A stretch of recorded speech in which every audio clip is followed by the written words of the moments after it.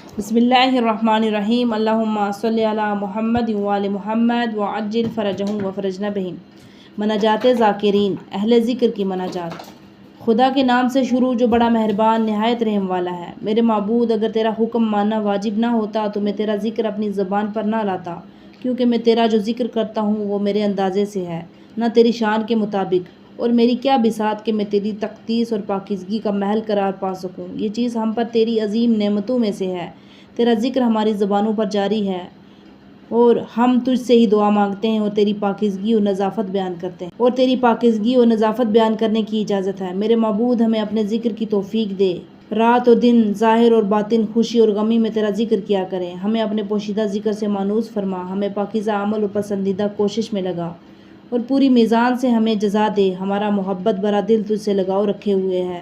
تیری معرفت میں مختلف قسم کی عقلیں اتفاق رکھتی ہیں، پس دل چین نہیں پکڑتے مگر تیرے ذکر سے، اور تیری ذات پر یقین سے نفسوں کو سکون ملتا ہے۔ تو ہی ہے جس کی تسبیح ہر جگہ ہوتی ہے، اور جو ہر زمانے میں معبود ہے اور ہر وقت ہر جگہ موجود ہے، اور ہر زبان سے پکارا جاتا ہے۔ ہر دل میں تیری عظمت قائم ہے۔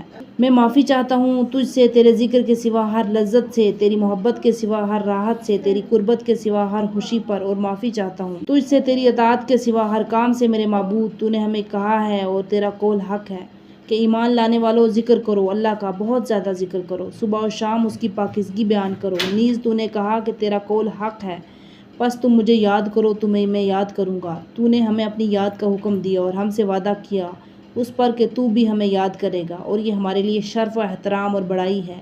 تو اب ہم تجھے یاد کر رہے ہیں جیسے تو نے حکم دیا ہے، پس تو بھی ہم سے کیا ہوا وعدہ پورا کر، اے یاد کرنے والوں، اے یاد کرنے والوں کو یاد کرنے والے، اے سب سے زیادہ رحم کرنے والے۔